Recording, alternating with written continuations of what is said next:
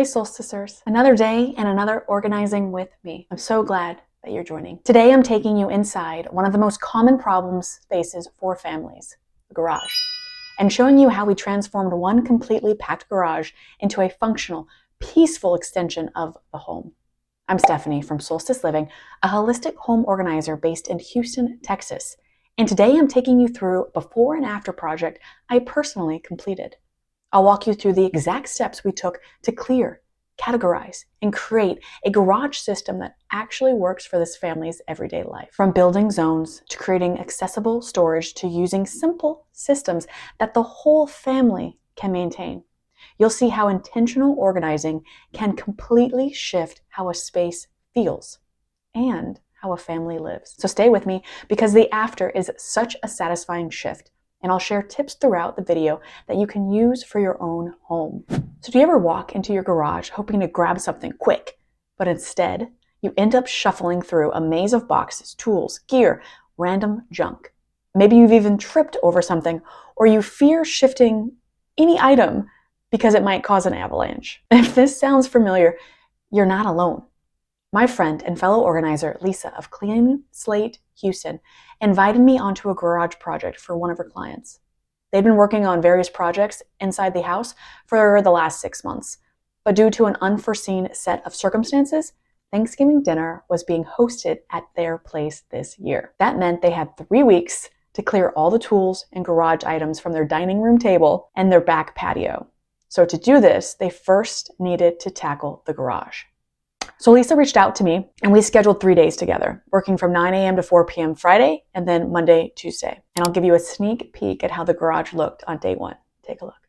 But before we jump, let's talk about how garages become this chaotic in the first place. So many garages evolve into dumping grounds. So it's where we stash the things we don't want to deal with right now. And it could be oversized gear, forgotten projects, things we hope to donate, maybe someday, stuff that belonged to somebody else, the stuff we hold on to just in case. It's all the unmade decisions that we haven't actually made one for that we're putting off. And so it goes into the garage. And so I explained in a previous blog post, a lot of what lives in the garage typically isn't deeply emotional. And so this makes tackling it, in theory, a little bit easier because compared to your closet full of sentimental clothes, a tool chest, a bike, outdoor gear, it's big, bulky stuff that typically you're not emotionally attached to, and if it breaks or you want a new one, it's easy for you to discard and then either replace it or buy new. And so in many cases, it does not take months or years to put hands on everything in a garage. And with the right strategy, you typically can make real progress extremely quickly. But here's the story for this particular garage. Lisa knew how much I adore organizing garages. And so when she invited me, my first thought was 3 days. It will not take us 3 days to do a garage. And then on day one, the wife opened their garage and boom, stuff was everywhere. Piled high, every surface covered, there was no room to walk or see what was in the back of the garage, let alone what was hiding inside the bins or beyond the surface. And we definitely could not even reach the upstairs garage attic area, which was an awesome space, because we couldn't get to it. But it didn't scare us because majority of the time when we begin for the majority of projects and homes that we do, it looks like this, just on inside the house. And so day one is typically all about sorting, especially for garage. Our big goal was to touch as many items as possible before we left for the day. And so we started pulling everything out onto the driveway. We made piles of tools, landscaping gear, auto supplies, woodworking stuff, fishing equipment, random projects. We created sorting zones that looked a little like a production line. Keep, trash, donate, return, and restore. So it's not glamorous. It looked super chaotic and messy, but it's necessary and there was an organization to the system. And touching each item, that is your key. Because how else do we know what's really there?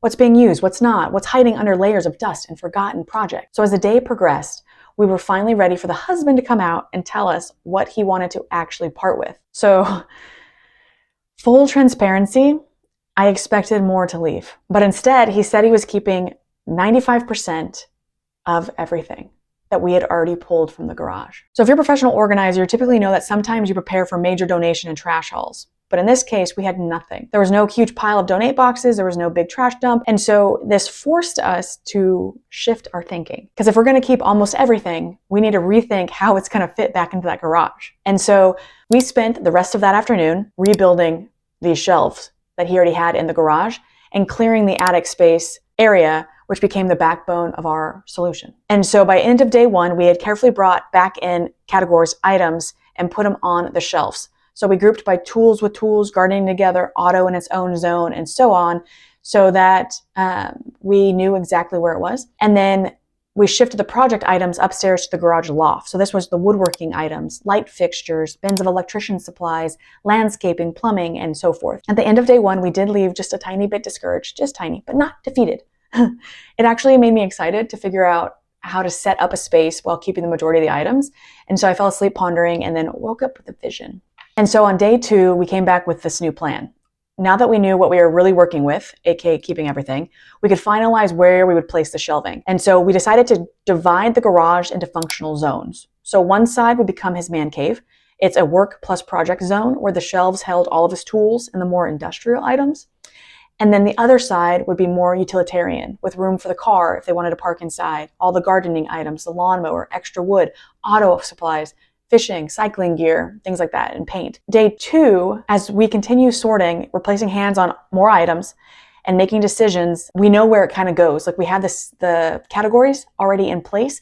And so it's quicker for us to put more of the drills together, to put more of the screwdrivers together, etc. And so that we already have a system kind of in place. But the great thing about today is that the client began to open up just a little. He had said, okay, maybe some of these things I can let go of. Guys, that's huge. That's such great progress.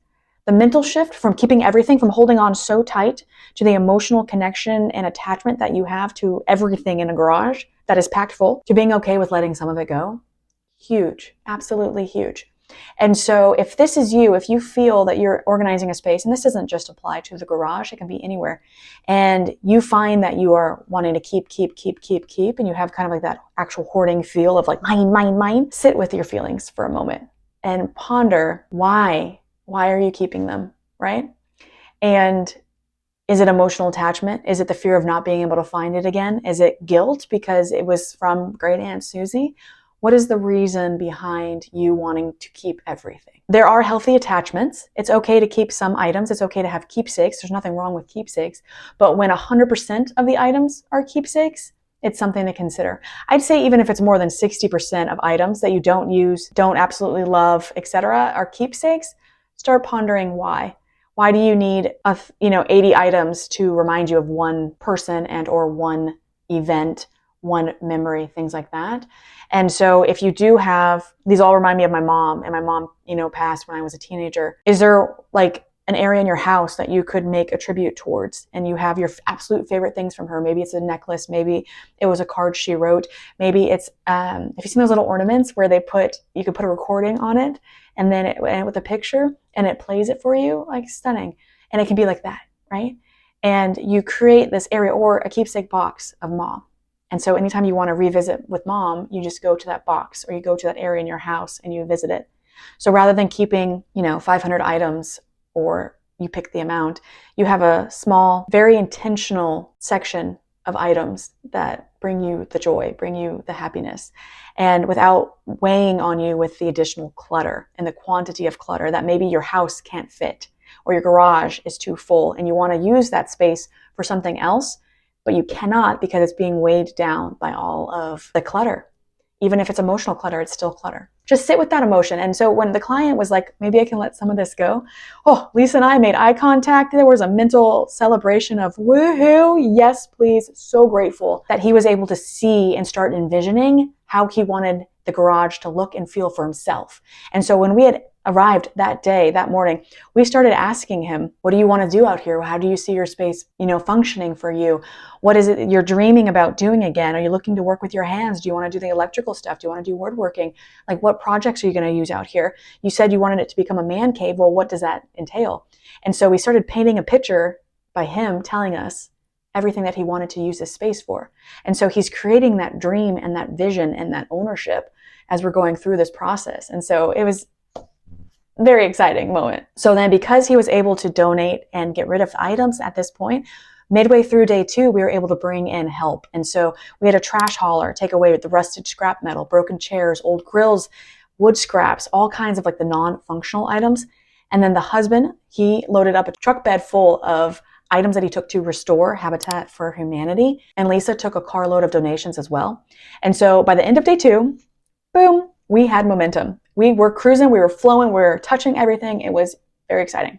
So on day 3, we doubled down. Lisa had another organizer join us, and that person was a champ. She categorized all of the tools and collected electronics to recycle, old phones, computers, cables, all the things that were sitting outside in the garage for years, if not decades. We had some like rotary phones out there, and she took it to the Houston Environmental Center. So that was perfect. And then we made 8 bins out of recycling and cleared that to the street for the city to pick up. And then there was another full, even more full truck bed of items for restore, because they took everything. They were so grateful and thankful. No matter what it was, they're like, we'll take it. And we will somehow fix it and make it usable. And so we took more stuff to them, which was amazing as hell. The most impressive is the wife. We filled her truck bed with all of the hazardous waste. So this is the items you can't pour down the drain, or that are expired, or that would cause corrosion or different things. And so the city requests that we take them to an environmental center. We filled up that truck bed. There was like maybe 18 banker's boxes filled with stuff. So it's like paint as well, latex paint especially. And quick aside, so if you do have paint, I know here in Houston, if it's dried out and it's not latex, you can go ahead and just pop it in your normal trash. You can even take kitty litter and dump it into the paint, stir it, and that will dry out the paint, and then you can stick it in your trash. But the environmental service centers will accept, I think, up to 25 gallons of paint every time you stop by. And so you can take that there and they'll discard it for you. So I know one of the biggest pet peeves of a lot of homeowners is that every time you move into a house, all the paint gets left because homeowners don't know what to do with it. And so then inevitably when you move in, you paint. And so you have all of your new paint. And then maybe you live there for 10 years. So then you paint again. And so now you have 3 different sets of paint. And so when we get called into a house and or a garage, typically is where everything is stored, we have to deal with the paint. And so we do loads to environmental services. So Google your nearest one. And so she took this, and normally there are limits, but they took everything from her. I was so shocked as well. I was like, yes, thank you so much. But it was grateful. We were so grateful, and it was amazing that they accepted everything. So the donation pile on day 2 was also more significant than day 1. So day 2 of getting rid of items and allowing it to leave the premises was marvelous and huge and just absolutely amazing. So one of my favorite parts of this particular project was the attic. There's an attic space above the garage, and it wasn't just like a built-in or a loft type thing. It was an actual walk up the stairs and you have a huge attic. So pictures can show. And it was phenomenal. So we filled it strategically. It's all the stuff that he doesn't actively use, but he might need if he has a project, right? So it's like plumbing parts are in a few bins, electrical items, woodworking gear, any boxes that were up there already that had old paper, we put up there and put to the side. And while this place is now extremely full, one, it's all on the perimeter. So it's easy access. So if he hires a landscaper and he needs to come and lay the, piping for under the ground so that the water system can go flow everywhere, they're directed to these 4 bins and he can find what he needs rather than having to somehow find it in the garage under the piles of things, because that would take you years. This will take you maybe 15 minutes to be able to find what you need. And so everything is perimeter, easy to grab. A system is in place. Everything of like with like categories are together, and it just makes it so much easier to grab what you need, potentially in minutes. And then, so that was my favorite. I loved doing that spot. And then by the end of day 3, we definitely made this work. And he still has his drills, multiple sanders, so many tools, but it's all categorized into containers that tell you what's inside. And so now he's able, potentially with Lisa, to go back through and decide what he's getting rid of, because he can see all of the sanders that he has in one spot. And so the way that our brains work is, if you think, okay, do I want the sander? Yes. Your automatic response is yes. And then you switch and you go look at screwdrivers or shovels or something else. And then I bring you another sander like 4 minutes later and you're like, do you need this sander? And you're like, yes, I do. But if you bring all 12 sanders at one point, you can be like, this is my favorite, this is my second, this is my third. Okay, the other 9 can go. And so that's why we like to categorize like with like, so that your brain doesn't have to jump and or remember what you've seen or what you've already said yes to. And you're able to see everything together and then recognize what is good and what is able to be let go. And so when you are categorizing yourself and doing that, I recommend putting it all in one spot. So let's talk about how we actually organize the garage and the product that we used that we believe makes a garage not just neat, but functional long term, right? Because that's the goal we want when organizing any space, is that we want to create organizing systems that allow you to keep the organization forever. So we used wall-mounted shelving system. So strong shelves on the walls gave us serious vertical space. And he had these on the wall already, and he plans to add even more, which is amazing.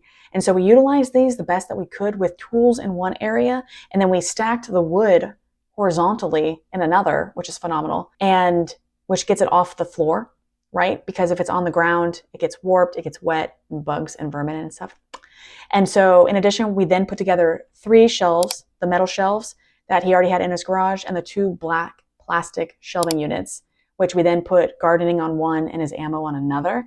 But always get shelving units either installed floating on the wall or shelving units to maximize that vertical space. Pegboards are another product to use. Love these in all garages because it's great for the quick grab when you need to grab a tape measure or a screwdriver or a hammer, the things that you're using more often.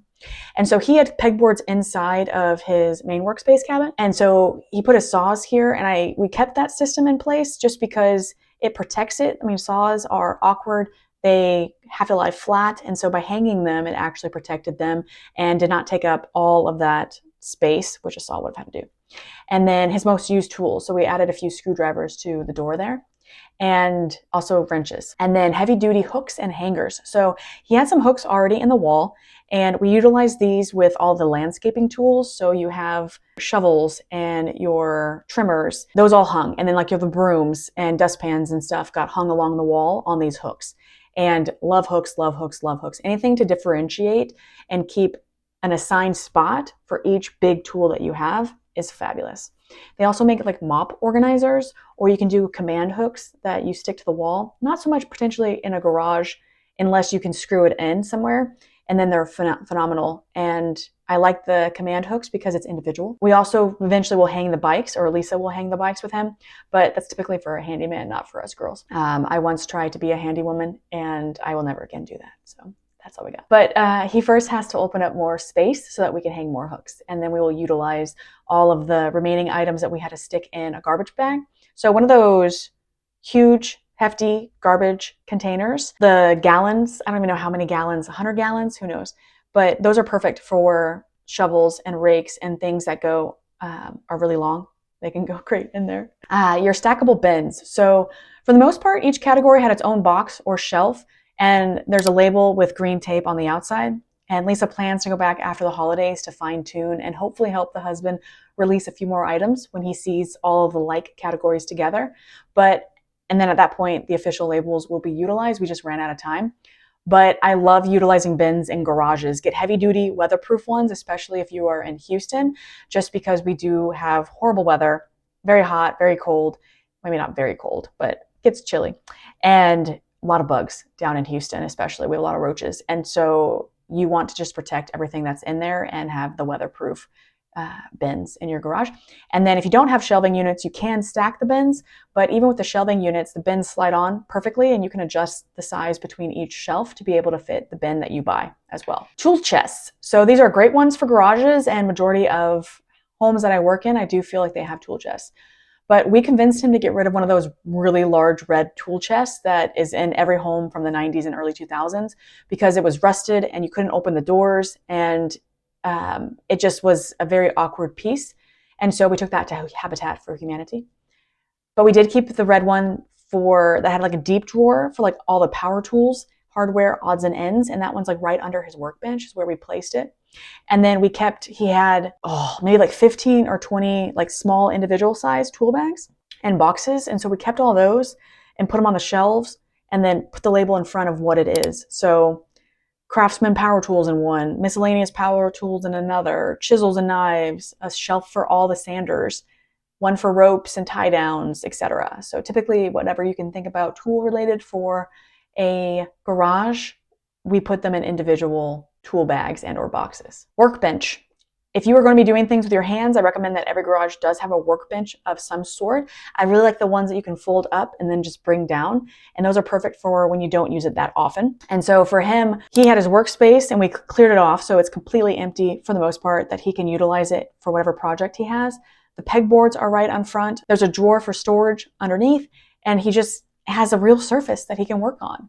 And so I think that the most exciting part of this entire layout for him is the full workbench to complete any project he wants to do. He can just walk into his garage now and create. And so he used to be extremely handy building like ornate fences, front doors, fixing everything around the house, and all the random projects that come with owning a house. And so since he's gotten sick, the garage has just slowly built up into what you saw on day one.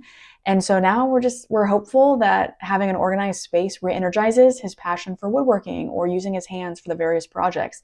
And so one of our priorities was clearing that workbench for him and having a clear space to walk from the door to the garage to that workbench so that he can just use it and start using that, taking that walk, kind of say, you know? And so another big one in garages are those overhead storage racks, but we didn't need that in this one because of the attic space. But if they didn't, I love those racks for holiday and seasonal, the rarely used items, because they're perfect. And so these storage solutions maximize space, but more importantly, they make your stuff visible and usable. So when everything has a home, you stop losing things. You stop shoving things just to make room, forcing them to pile up, and you stop worrying when you open the garage door, you grab something from a pile because the piles no longer exist. You know, the emotional payoff on a project like this is tangible. Like we can feel it. And then when a client reaches out, it just feels so much better as well. And so the wife texted Lisa 3 days afterwards and was like, thank you so much. I cannot tell you how very much I appreciate y'all. And that kind of gratitude, it means everything. The husband had even joked multiple times on day 3, you two need your own hoarder show. And so just imagine where he went from day 1, keeping 95+%, to day 3, where he was able to let go of truckloads of items and joke about where his house was, where the garage was, right? Like the progress he made in 3 days was phenomenal. And honestly, like I feel the same sense of pride you feel when you complete a marathon or you climb a mountain. So like we didn't just move stuff. We created a functional, safe space. We removed that physical, emotional weight from him that has been weighing on him for years since this clutter started building up. And yes, it feels like a dopamine hit for Lisa and for me, but it's also for them. Like their life is completely changed. There's no longer clutter in the dining room, right? Because that tiny room table was completely covered. There's no longer clutter out on their back patio. They can actually sit out there and enjoy their backyard. They can walk into their garage and find whatever they are looking for because there's systems in place. And so beyond everything we just mentioned and throughout this entire post, what I love most about these transformations is what it means for all of you. You are not stuck. Your garage can be more than a scary pile of things. It can be a place of calm, of possibility, of order. It can be a space where you know where everything lives and where it feels good to step inside again and where it functions for your highest and your best. So if your garage is stressing you out, if you're avoiding it, or worse, it's making you feel unsafe, this is a reminder you can transform it. So start by sorting. Pull everything out, touch it, categorize it, set up a sorting station, and purge thoughtfully. Trash, recycle, donate, sell, keep. Let go of what no longer serves you today. Not who you were yesterday, not who you were 2 decades ago, but who you are today. Keep for that person and or possibly tomorrow. Invest in quality storage. Shelves, get the good ones. Bins, hooks, pegboards. Only purchase what you actually need and will use, and this comes after you declutter, after you reduce the quantity.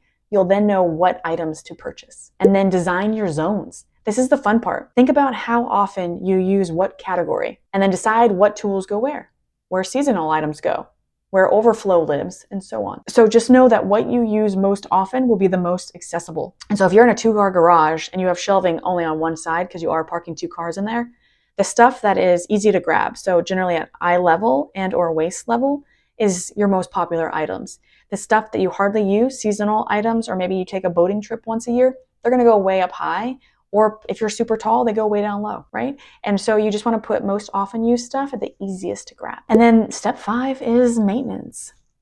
It's not just about getting organized, it's about staying organized. And so you have to put the items back in their assigned home. Let me say that just one more time. You have to put items back in the assigned home. You just do. There's no other way. If you're often running in and out of a space to grab this tool and that tool and using it, and then you don't have time to put it back, maybe you create a box and you put that on your workbench, and once that box gets full of used items, you have to then put everything away. You cannot let it grow outside of that box size. And don't get a super big box. Get a shoebox size. Keep it reasonable. Like, you don't want to overwhelm your future self either, right? So once it's full, put it all back. Or my favorite is you put stuff back as you use it. It's the easiest method. It takes you the least amount of time. If I pull, my tools live in a bin, a shoebox bin in my kitchen, and I have 2 of them. And when I need one, I pull it out. I leave it on the counter until I'm done utilizing the tool that I'm using. And then I put the tool back, put the lid back on, and put it under my counter. And so you could do that too, but you just have to remember to put it back. Take a breath. So if you feel like this is too big of a project to handle alone, or you want to make sure it's done right, don't hesitate to reach out to someone who loves garages as much as Lisa and I do. Professional organizers are here to help, and trust me, it's worth it. What we can do in 3 days would have taken them months, if not longer. Everyone is emotionally attached to the things in your house, including your garage. We are not. And we can gently nudge you along the path so you go from wanting to keep everything to healthily being able to let go of things and not feeling pressured or overwhelmed. We don't pressure. Just realize that your garage, any space in your house, doesn't have to be a burden. It can be a gift and a joy, a place that brings you happiness. And there you have it, a garage that finally feels open, calm, and easy to use. What mattered most in this project? It wasn't just decluttering. It was giving the family a simple system so they can maintain without any stress. Thanks so much for watching. If this before and after transformation inspired you or gave you ideas for your own home, I'd love for you to stay connected. We share videos every week to help you create spaces that feel supportive, spacious, and aligned with how you live your own life. Please like this video, subscribe, and tap the bell so you never miss a transformation. Drop me a comment. Do you have a garage like this? What's your biggest challenge? And if you want help, I'd love to chat. Thanks again for being here, and I'll see you in the next project.